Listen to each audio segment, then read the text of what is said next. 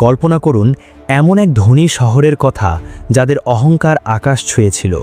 তারা ভেবেছিল তাদের টাকা আর ক্ষমতা দিয়ে সব কেনা যায়, কিন্তু একদিন আকাশ থেকে নেমে এলো এমন এক আযাব যা থেকে তাদের কোনো রাজপ্রাসাদই বাঁচাতে পারল না। মাত্র কয়েক সেকেন্ডে বিলীন হয়ে গেল পুরো একটি জাতি। কি হয়েছিল সেদিন? কেন আল্লাহ একটি পুরো শহরকে ধ্বংস করে দিলেন? চলুন জেনে নিই নবী শুআইব আলাইহিসসালামের সেই লোমহর্ষক ঘটনা, যা না জানলে হয়তো আমরাও একই ভুলের দিকে এগিয়ে যাচ্ছি। আমাদের এই পৃথিবীর ইতিহাসে অনেক জাতি এসেছে, আবার তাদের পাপের কারণে তারা ধ্বংসও হয়ে গেছে। আল্লাহ সুবহানাহু ওয়া তাআলা যুগে যুগে মানুষকে অন্ধকার থেকে আলোর পথে আনার জন্য অসংখ্য নবী ও রাসূল পাঠিয়েছেন। আজকে আমরা যে জাতির কথা শুনব তাদের নাম হলো মাদিয়ান জাতি। বর্তমান জর্ডান এবং সৌদি আরবের উত্তর পশ্চিম দিকে লোহিত সাগরের কাছাকাছি একটি উর্বর এলাকায় ছিল এই মাদিয়ান শহর। ভৌগোলিক দিক থেকে এটি ছিল তৎকালীন পৃথিবীর অন্যতম গুরুত্বপূর্ণ একটি জায়গা।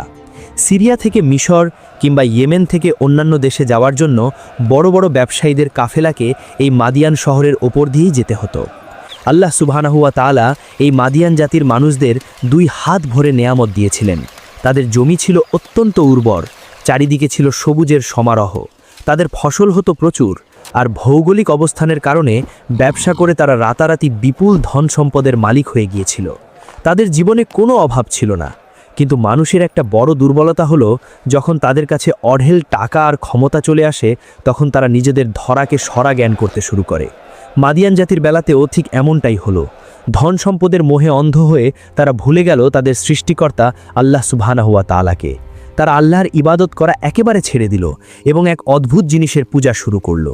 তাদের শহরের পাশে ছিল অত্যন্ত ঘন এক জঙ্গল বা গাছপালার সমারোহ, যাকে পবিত্র কোরআনে আইকা বলা হয়েছে। তারা মনে করত এই বিশাল জঙ্গল আর গাছপালাই তাদের সব কিছু দিচ্ছে, তাই তারা সেই জঙ্গলের পূজা করতে শুরু করল। কিন্তু শুধুমাত্র মূর্তি পূজা বা গাছের পূজাই তাদের একমাত্র অপরাধ ছিল না। মাদিয়ান জাতির সবচেয়ে বড় আর জঘন্য অপরাধ ছিল তাদের অর্থলিপ্সা এবং ভয়ঙ্কর রকমের দুর্নীতি। তারা টাকার নেশায় এমনভাবে পাগল হয়ে গিয়েছিল যে হালাল আর হারামের কোনো পার্থক্য তাদের কাছে ছিল না। তারা ব্যবসার নামে মানুষের রক্ত চুষে খেত, তারা মাপে ও ওজনে কম দিত। এটা তাদের একটা মজ্জাগত অভ্যাসে পরিণত হয়েছিল। তাদের বাজারে 2 রকমের পাল্লা বা বাটখারা থাকত। যখন তারা বাইরে থেকে আসা কোনো ব্যবসায়ীর কাছ থেকে বা সাধারণ মানুষের কাছ থেকে কোনো কিছু কিনত, তখন তারা বড় আর ভারী বাটখারা ব্যবহার করত, যাতে মাপে বেশি করে নেওয়া যায়। আর যখন তারা সাধারণ গরিব মানুষদের কাছে বা অন্য ব্যবসায়ীদের কাছে নিজেদের মাল বিক্রি করত, তখন তারা অত্যন্ত সুকৌশলে ছোট বাটখারা ব্যবহার করত, যাতে ওজনে কম দেওয়া যায়। সাধারণ গরিব মানুষেরা তাদের এই প্রকাশ্য চুরি আর চালাকি বুঝতে পারত, কিন্তু ভয়ে কেউ একটা শব্দও উচ্চারণ করতে পারত না, কারণ মাদিয়ান জাতির নেতারা ছিল অত্যন্ত শক্তিশালী, অহংকারী আর নিষ্ঠুর। কেউ প্রতিবাদ করলেই তারা দলবল নিয়ে তার ওপর পৈশাচিক অত্যাচার শুরু করত। পুরো মাদিয়ান শহরটা যেন গরিব আর অসহায় মানুষের জন্য একটা উন্মুক্ত কারাগারে পরিণত হয়েছিল। শুধু বাজারেই নয়, এই মাদিয়ান জাতির মানুষেরা ছিল পেশাদার ডাকাত। তারা শহরের বাইরের রাস্তার মোড়ে মোড়ে পাহাড়ের খাঁজে লুকিয়ে বসে থাকত। বাইরে থেকে কোনো ব্যবসায়ী বা মুসাফির তাদের শহরের রাস্তা দিয়ে গেলে তারা তাকে ভয় দেখিয়ে অস্ত্রের মুখে জিম্মি করে তার সমস্ত মালপত্র কেড়ে নিত। তারা পুরো পৃথিবীতে একটা ডাকাতি, দুর্নীতি আর জুলুমের রাজত্ব কায়েম করেছিল। তাদের মনে না ছিল আল্লাহর ভয়, না ছিল মানুষের প্রতি বিন্দুমাত্র মায়া মমতা। এই সমাজে যখন পাপের কোনো সীমা না থাকলো, চারিদিকে শুধু গরিবের কান্না, জুলুম আর হাহাকার বাড়তে লাগলো, তখন আল্লাহ সুবহানাহু ওয়া তাআলা তাদের সঠিক পথ দেখানোর জন্য তাদেরই মাঝখান থেকে অত্যন্ত সম্মানিত একজনকে নবী হিসাবে বেছে নিলেন। তিনি হলেন আমাদের প্রিয় নবী হযরত শুআইব আলাইহিসসালাম। তিনি ছিলেন অত্যন্ত সম্ভ্রান্ত বংশের এবং অত্যন্ত সম্মানিত একজন মানুষ। হযরত শুআইব আলাইহিসসালাম দেখতে যেমন সুন্দর ছিলেন, তার কথা বলার ধরনও ছিল ঠিক ততটাই মিষ্টি, গুছানো আর আকর্ষণীয়। তিনি যখন কথা বলতেন তখন মানুষ মন্ত্রমুগ্ধের মতো শুনত। তার এই অপূর্ব সুন্দর করে কথা বলার গুণ, যুক্তি দিয়ে বোঝানোর ক্ষমতা এবং অসাধারণ বাগ্মিতার জন্য তাকে খাতিবুল আম্বিয়া বা নবীদের মধ্যে শ্রেষ্ঠ বক্তা বলা হতো। আল্লাহ সুবহানাহু ওয়া তাআলা হযরত শুআইব আলাইহিসসালামকে দায়িত্ব দিলেন তার এই পথভ্রষ্ট, দুর্নীতিবাজ আর অহংকারী জাতিকে সঠিক পথে ফিরিয়ে আনার জন্য। হযরত শুআইব আলাইহিসসালাম তার জাতির মানুষদের কাছে গেলেন। তিনি অত্যন্ত দরদ দিয়ে, একজন পিতা যেমন তার সন্তানকে ভালোবেসে বোঝান, ঠিক সেভাবেই অত্যন্ত নরম আর মায়াবী ভাষায় তাদের বোঝাতে শুরু করলেন। তিনি বললেন, হে আমার জাতি, তোমরা এক আল্লাহের ইবাদত করো, আল্লাহ ছাড়া তোমাদের আর কোনো মাবুদ নেই। তোমরা ব্যবসার সময় মাপের ও ওজনে কম দিও না। আমি তো দেখছি তোমরা অনেক সচ্ছল অবস্থায় আছো। আল্লাহ তোমাদের অনেক সম্পদ দিয়েছেন, তোমাদের তো টাকার কোনো অভাব নেই। তারপরেও কেন তোমরা সামান্য কিছু টাকার লোভে মানুষের হক মেরে খাচ্ছ? মানুষের জিনিসপত্রের দাম কমিয়ে দিও না। পৃথিবীতে শান্তি স্থাপিত হওয়ার পর তোমরা সেখানে অশান্তি সৃষ্টি করো না। তোমরা যদি এই ঘৃণ্য কাজ না ছাড়ো, তাহলে আমি ভয় পাচ্ছি যে একদিন তোমাদের ওপর আল্লাহের এক কঠিন আযাব নেমে আসবে, যেখান থেকে তোমরা কেউ বাঁচতে পারবে না। হজরত শুআইব আলাইহিসসালাম অত্যন্ত যুক্তি দিয়ে তাদের বোঝালেন যে ওজনে কম দিয়ে হারাম পথে যে টাকার পাহাড় তারা জমা করছে, তাতে কোনো বরকত নেই, কোনো শান্তি নেই। বরং আল্লাহ হালাল পথে যেটুকু লাভ দেন সেটাই অনেক উত্তম। তিনি তাদের আরও সতর্ক করে বললেন, তোমরা রাস্তার মোড়ে মোড়ে বসে মানুষকে ভয় দেখাবে না। যারা আল্লাহর পথে চলতে চায় তাদের তোমরা বাধা দিও না। স্মরণ করে দেখো, একসময় তোমরা সংখ্যায় কত কম ছিলে, তোমাদের কিছুই ছিল না। তারপর আল্লাহ তোমাদের কত বাড়িয়ে দিয়েছেন, তোমাদের কত সম্পদ দিয়েছেন। তোমরা একটু ভেবে দেখো, অতীত যুগে যারা পৃথিবীতে অশান্তি সৃষ্টি করেছিল, সেই কওমে লূত বা কওমে নূহের শেষ পরিণতি কি ভয়ঙ্কর হয়েছিল। আর কওমে লূতের ধ্বংসের জায়গা তো তোমাদের এখান থেকে খুব বেশি দূরেও নয়। হজরত শুআইব আলাইহিসসালামের এই কথাগুলো ছিল একদম পরিষ্কার, চরম সত্য এবং অত্যন্ত মায়ায় জড়ানো। কিন্তু মাদিয়ান জাতির সেই অহংকারী ধনী নেতারা এই কথাগুলো শুনে হো হো করে হাসতে লাগলো। তাদের চোখে টাকার নেশা এমনভাবে পর্দা ফেলে দিয়েছিল যে তারা সত্যকে গ্রহণ করতে পারল না।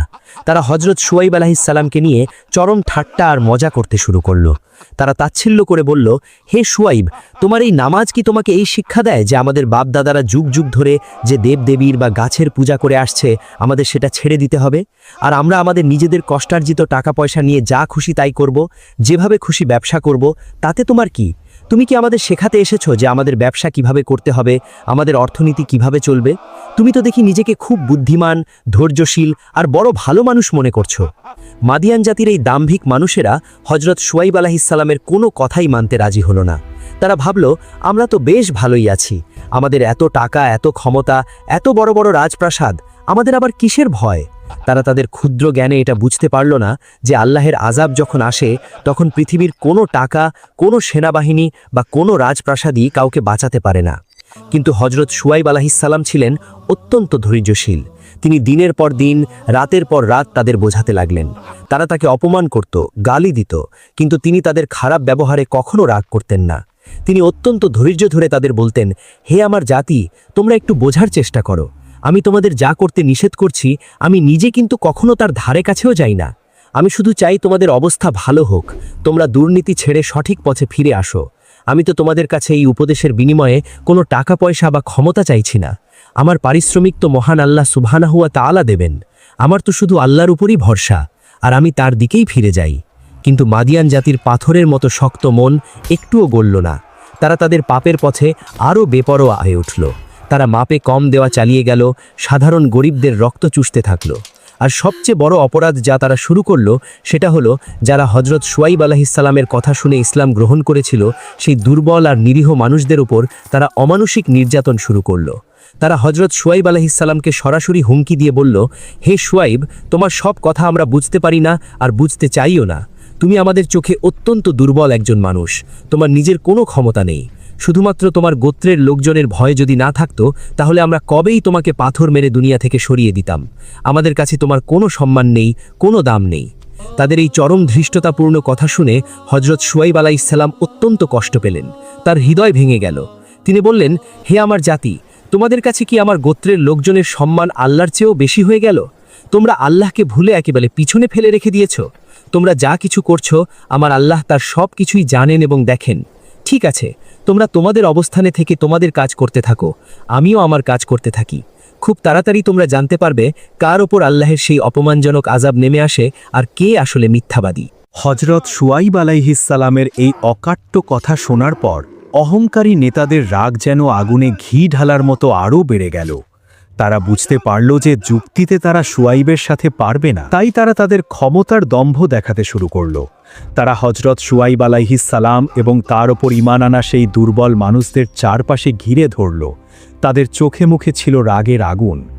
মাদিয়ান জাতির প্রধান অহংকারী নেতা সামনে এগিয়ে এসে হজরত শুআইব আলাইহিসসালামের চোখের দিকে তাকিয়ে অত্যন্ত কঠিন গলায় বলল, হে শুআইব, তুমি এবং তোমার সাথে যারা এই নতুন ধর্মে বিশ্বাস করেছ, কান খুলে শুনে রাখো, আমরা তোমাদের সবাইকে আমাদের এই শহর থেকে চিরতরে বের করে দেব। আর তা না হলে তোমাদের বাধ্য হয়ে আবার আমাদের পুরনো ধর্মে ফিরে আসতে হবে, আমাদের নিয়মে চলতে হবে। মাদিয়ান নেতাদের এই ভয়ঙ্কর ধমক শুনে হযরত শুআইব আলাইহিসসালাম এক চুল পরিমাণও ভয় পেলেন না, কারণ যার অন্তরে আল্লাহর ভয় থাকে সে পৃথিবীর কোনো পরাশক্তিকেই ভয় পায় না।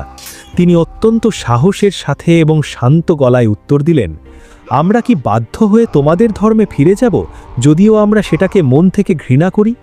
আল্লাহ আমাদেরকে তোমাদের এই মিথ্যা ধর্ম আর কুসংস্কার থেকে বাঁচিয়েছেন। এর পরেও যদি আমরা তোমাদের ধর্মে ফিরে যাই, তাহলে তো আমরা আল্লাহর সাথে চরম মিথ্যাচার করব।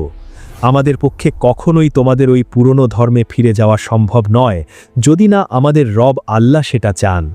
আমাদের রবের জ্ঞান সব কিছুকে ঘিরে আছে, আমরা শুধু আল্লাহর উপরই ভরসা করি। এরপর তিনি বুঝতে পারলেন এই জাতির অন্তর মোহর মেরে দেওয়া হয়েছে, তাই তিনি আসমানের দিকে 2 হাত তুলে আল্লাহর দরবারে চূড়ান্ত ফয়সালার দোয়া করলেন। তিনি বললেন, হে আমাদের রব, আপনি আমাদের এবং আমাদের জাতির মধ্যে সঠিকভাবে ফয়সালা করে দিন, আপনিই তো সবচেয়ে শ্রেষ্ঠ ফয়সালাকারী। হযরত শুআইব আলাইহিসসালামের এই দোয়া করার পর মাদিয়ান জাতির নেতারা আরও বেশি বেপরোয়া হয়ে গেল। তারা তাদের শহরের সাধারণ মানুষদের ভয় দেখাতে শুরু করল। তারা সাধারণ লোকদের ডেকে প্রকাশ্যে ঘোষণা করে দিল, তোমরা যদি শুআইবের কথা শোনো আর তার ধর্ম মেনে নাও, তাহলে তোমরা কিন্তু সব কিছু হারাবে, তোমাদের ব্যবসা ধ্বংস হয়ে যাবে, তোমরা একেবারে পথে বসে যাবে। এই অহংকারী নেতারা শুধু সাধারণ মানুষদের ভয় দেখিয়েই ক্ষান্ত হলো না, তারা হযরত শুআইব আলাইহিসসালামকে এবার এমন এক সরাসরি চ্যালেঞ্জ করে বসল যা তাদের ধ্বংসকে অনিবার্য করে তুলল। তারা অত্যন্ত তাচ্ছিল্য করে হাসতে হাসতে বলল, হে শুআইব, তুমি তো বলেছিলে আমরা যদি তোমার কথা না শুনি তাহলে আমাদের ওপর আসমান থেকে আযাব নেমে আসবে, তাহলে তুমি সেই আযাব নিয়ে আসো না কেন? তুমি যদি সত্যিই আল্লাহর নবী হয়ে থাকো, তাহলে আসমানের এক টুকরো আমাদের ওপর ফেলে দেখাও, আমরাও দেখতে চাই তোমার আল্লাহ আমাদের কি করতে পারে। প্রিয় দর্শক, মানুষের অহংকার যখন আসমান ছুঁতে চায়, যখন তারা স্বয়ং সৃষ্টিকর্তাকে চ্যালেঞ্জ করে বসে, তখন আল্লাহর চূড়ান্ত বিচার শুরু হয়। মাদিয়ান জাতির এই ভয়ঙ্কর উদ্ধত্তপূর্ণ চ্যালেঞ্জের পর হযরত শুআইব আলাইহিসসালাম বুঝতে পারলেন যে এদের আর ভালো হওয়ার কোনো আশা পৃথিবীতে অবশিষ্ট নেই। এদের অন্তর পুরোপুরি পচে গেছে। তিনি অত্যন্ত ভারাক্রান্ত হৃদয়ে এবং গভীর দুঃখের সাথে তাদের কাছ থেকে দূরে সরে গেলেন। আর ঠিক তখনই সেই মুহূর্ত থেকেই শুরু হলো আল্লাহর সেই ভয়ঙ্কর আযাব, যা থেকে পালানোর কোনো পথ, কোনো সুড়ঙ্গ তাদের জন্য খোলা ছিল না। আল্লাহ সুবহানাহু ওয়া তাআলা প্রথমেই তাদের ওপর কোনো ভূমিকম্প বা ঝড় পাঠাননি, তিনি তাদের অহংকার ভাঙার জন্য পাঠালেন এক অদ্ভুত আযাব। আল্লাহ তাদের এলাকার সমস্ত বাতাস বন্ধ করে দিলেন এবং এমন এক অদ্ভুত গরম আবহাওয়া পাঠালেন যা তারা জীবনেও আগে কখনো দেখেনি বা অনুভব করেনি। টানা 7 দিন ধরে চলল এই ভয়ঙ্কর দাবদাহ। চারপাশের আবহাওয়া এমন হয়ে গেল যেন মনে হচ্ছিল একটা বিশাল জ্বলন্ত চুলা বা ওভেনের ভেতর পুরো শহরটাকে ঢুকিয়ে দেওয়া হয়েছে। গাছের পাতাগুলো গরমে শুকিয়ে কালো হয়ে ঝরে পড়তে লাগলো। কুয়া, পুকুর আর নদীর পানি যেন আগুনের আঁচে টকবক করে ফুটতে শুরু করলো। একটুখানি বাতাসের জন্য মানুষের বুক ফেটে যাচ্ছিল, মনে হচ্ছিল তাদের দম বন্ধ হয়ে আসছে, কিন্তু কোথাও এক ফোঁটা বাতাস ছিল না, একটা গাছের পাতাও নড়ছিল না। শ্বাস নেওয়ার সময় মনে হচ্ছিল যেন তারা আগুনের হলকা গিলে খাচ্ছে। মাদিয়ান জাতির সেই অহংকারী ধনী মানুষেরা, যারা একসময় গরিবদের ওপর জুলুম করে টাকার পাহাড় গড়েছিল, যারা অহংকার করে নবীর মুখের ওপর বলেছিল তাদের কেউ কিছু করতে পারবে না, আজ তারা অসহায়ের মতো, কুকুরের মতো একটু বাতাসের জন্য হাঁপাচ্ছিল। তাদের কষ্টের কোনো সীমা রইল না। এই টানা 7 দিনের অসহ্য গরম আর অমানবিক কষ্টের পর হঠাৎ করে 8 দিনের মাথায় আকাশের এক কোণে একটা ঘন কালো মেঘ দেখা গেল। মেঘটা ধীরে ধীরে বড় হতে লাগলো এবং মাদিয়ান শহরের ঠিক ওপরে এসে একেবারে শামিয়ানার মতো থেমে গেল। এই মেঘটা দেখতে সাধারণ বৃষ্টির মেঘের মতো ছিল না, কিন্তু গরমের চোটে পাগল হয়ে যাওয়া মাদিয়ান জাতির মানুষেরা সেটা একদমই বুঝতে পারল না। তারা ভাবল, এই তো বৃষ্টির মেঘ এসেছে, এবার নিশ্চয়ই খুব জোরে মুষলধারে বৃষ্টি হবে আর আমাদের এই 7 দিনের কষ্ট দূর হয়ে যাবে। তারা আনন্দে চিৎকার করতে শুরু করল। শহরের যত মানুষ ছিল সবাই বাড়ি থেকে ছুটে বেরিয়ে এলো। ধনী, গরিব, নেতা, সাধারণ মানুষ সবাই ওই বিশাল কালো মেঘের নিচে এসে জমায়েত হলো। তারা একে অপরকে ডাকতে লাগলো, আসো সবাই জলদি আসো, এই মেঘের নিচে আসো, এখানে অনেক ঠান্ডা হাওয়া বইছে। সত্যিই মেঘের নিচে আসার পর তারা সাময়িকভাবে একটু ঠান্ডা হাওয়া অনুভব করল। তারা স্বস্তির নিঃশ্বাস ফেলে ভাবল তাদের মুক্তির সময় এসে গেছে। কিন্তু তারা জানত না এটা কোনো রহমতের মেঘ ছিল না, এটা ছিল আল্লাহর সবচেয়ে ভয়াবহ আযাবের মেঘ। পবিত্র কোরআনে এই মেঘের শাস্তিকে আযাবি জুল্লা বা ছায়াদানকারী মেঘের আযাব বলা হয়েছে। মাদিয়ান জাতির একজন মানুষও আর ঘরের ভেতর রইল না। সবাই ছুটে এসে ওই ঘন কালো মেঘের নিচে জড়ো হলো। তারা ওপরের দিকে তাকিয়ে হাঁ করে বৃষ্টির ফোঁটার জন্য অপেক্ষা করছিল। আর ঠিক সেই মুহূর্তে যখন তারা সবচেয়ে বেশি আশাবাদী, সেই ঘন কালো মেঘের ভেতর থেকে এমন এক ভয়ঙ্কর আওয়াজ আর গর্জন বেরিয়ে এলো যা তাদের কানের পর্দা ফাটিয়ে দিল এবং তাদের বুকের ভেতর কলিজা যেন ছিঁড়ে টুকরো টুকরো হয়ে গেল। পবিত্র কোরআনে একে সাইহা বা ভয়ঙ্কর গর্জন বলা হয়েছে। সেই ঘন কালো মেঘ থেকে বৃষ্টির পানির বদলে বৃষ্টির মতো ঝরে পড়তে লাগলো দাউ দাউ করে জ্বলা আগুন। আগুনের বড় বড় ফুলকি তাদের শরীরের ওপর পড়তে লাগলো। যে মানুষগুলো একটু আগে বৃষ্টির আশায় আনন্দে হাসছিল, তারা এখন আগুনের তাপে চিৎকার করে কাঁদতে শুরু করলো। কিন্তু তাদের পালানোর কোনো রাস্তা খোলা ছিল না। মাথার ওপর থেকে পড়ছে ভয়ঙ্কর আগুন, চারদিক থেকে কানে আসছে এক বুক ফাটানো বিকট আওয়াজ, আর ঠিক তখনই তাদের পায়ের নিচের মাটি প্রচণ্ড জোরে কাঁপতে শুরু করলো। শুরু হলো এক ভয়ঙ্কর ভূমিকম্প বা রাজফা। ওপর থেকে আগুনের বৃষ্টি, চারদিক থেকে বিকট গর্জন আর নিচ থেকে প্রচণ্ড ভূমিকম্প, এই তিন আযাব সব কিছু মিলে মাদিয়ান জাতির অহংকারী মানুষকে এক নিমিষে শেষ করে দিল। যারা বলেছিল তাদের টাকা, তাদের ক্ষমতা আর বড় বড় প্রাসাদ তাদের বাঁচাবে, তারা সবাই নিজ নিজ জায়গায় মাটিতে উপুর হয়ে মরে পড়ে রইল। তাদের অহংকারী শরীরগুলো কয়লার মতো পুড়ে ছাই হয়ে গেল। তাদের আর্তনাদ ওই আগুনের শব্দের নিচে চাপা পড়ে গেল। পরের দিন সকালবেলা যখন সূর্য উঠল, চারপাশ একেবারে শান্ত হয়ে গেল। তখন মাদিয়ান শহরের দিকে তাকিয়ে মনে হচ্ছিল যেন এখানে কোনোদিন কোনো মানুষ বাসই করত না। সব কিছু একেবারে মাটির সাথে মিশে গেল। তাদের এত সম্পদের পাহাড়, বড় বড় বাজার, জাঁকজমকপূর্ণ প্রাসাদ আর অহংকার সব চিরদিনের মতো ধ্বংস হয়ে গেল। তাদের এই করুণ পরিণতি দেখে পৃথিবীর অন্য মানুষদের জন্য এক বিশাল নিদর্শন রেখে গেলেন আল্লাহ সুবহানাহু ওয়া তাআলা। আর এই ভয়ঙ্কর আযাবের সময় আমাদের প্রিয় নবী হযরত শুআইব আলাইহিস সালাম এবং তার সাথে যে দুর্বল মানুষগুলো আল্লাহর ওপর ঈমান এনেছিল, তাদের কি হলো? আল্লাহ সুবহানাহু ওয়া তাআলা তার অসীম রহমতে এবং নিজের কুদরতে হযরত শুআইব আলাইহিস সালাম এবং সেই ঈমানদার সাধারণ মানুষদের এই মহা ধ্বংস থেকে পুরোপুরি নিরাপদে বাঁচিয়ে নিলেন। তাদের গায়ে আযাবের আগুনের একটা আঁচড়ও লাগল না। ধ্বংস হয়ে যাওয়া নিজের জাতির দিকে তাকিয়ে হযরত শুআইব আলাইহিস সালাম অত্যন্ত দুঃখের সাথে বললেন, হে আমার জাতি, আমি তো আমার রবের সব বার্তা তোমাদের কাছে পৌঁছে দিয়েছিলাম। আমি তোমাদের অনেক ভালো উপদেশ দিয়েছিলাম, অনেক বুঝিয়েছিলাম, কিন্তু তোমরা শোনোনি। এখন যারা আল্লাহর কথা বিশ্বাস করেনি, তাদের এই ধ্বংসের জন্য আমি আর কিভাবে কষ্ট পাই? আমি তো আমার দায়িত্ব পালন করেছিলাম। প্রিয় দর্শক, পবিত্র কোরআনে বর্ণিত মাদিয়ান জাতির এই ঘটনা শুধু একটা পুরনো গল্প নয়। এই ঘটনা থেকে আমাদের বর্তমান সময়ের জন্য, বিশেষ করে আজকের এই আধুনিক সমাজের জন্য অত্যন্ত বড় আর গুরুত্বপূর্ণ শিক্ষা লুকিয়ে আছে। আল্লাহ সুবহানাহু ওয়া তাআলা আমাদের পরিষ্কারভাবে জানিয়ে দিয়েছেন যে ব্যবসার নামে মানুষকে ঠকানো, ওজনে কম দেওয়া, ভেজাল মেশানো, সিন্ডিকেট করে সাধারণ মানুষের উপর জুলুম করা আর টাকার অহংকার করা আল্লাহ সুবহানাহু ওয়া তাআলা বিন্দু মাত্র পছন্দ করেন না। হালাল পথে অল্প কামানো অনেক ভালো হারাম পথে কোটি কোটি টাকা কামানোর চেয়ে। কারণ হারাম টাকায় হয়তো সাময়িক চাকচিক্য থাকে, কিন্তু তাতে কোনো শান্তি নেই, কোনো বরকত নেই, আর তার শেষ পরিণতি মাদিয়ান জাতির মতোই ভয়ঙ্কর। তাই আসুন আমরা সবাই মাদিয়ান জাতির এই ভয়াবহ পরিণতি থেকে শিক্ষা নেই। আমরা যেন কখনোই মানুষের হক নষ্ট না করি, ব্যবসায় বা কোনো কাজে কাউকে না ঠকাই এবং সব ধরনের অহংকার থেকে নিজেদের অন্তরকে পরিষ্কার রাখি। আমাদের কাছে যা কিছু আছে তা নিয়ে সব সময় আল্লাহর শুকরিয়া আদায় করি, হালাল উপার্জনে সন্তুষ্ট থাকি। আল্লাহ সুবহানাহু ওয়া তাআলা আমাদের সবাইকে হযরত শুআইব আলাইহিস সালাম এর এই শিক্ষণীয় ঘটনা থেকে শিক্ষা নিয়ে সঠিক পথে চলার তৌফিক দান করুন। আল্লাহ আমাদের সবাইকে সব ধরনের দুর্নীতি, জুলুম আর হারাম কাজ থেকে রক্ষা করুন এবং দুনিয়া ও আখেরাতে আমাদের সবাইকে সম্মানিত করুন। আমিন। আমি আপনাদের জন্য বাংলা উচ্চারণ ও অর্থসহ বাংলা কোরআন মাজিদ ট্যাগ করে দিয়েছি। আপনারা যারা সহজভাবে বাংলায় কোরআন মাজিদ পড়তে চান তারা চাইলে এটি সংগ্রহ করতে পারেন। এর সাথে জিকিরের সুবিধার জন্য একটি তসবিহও ট্যাগ করে দিয়েছি।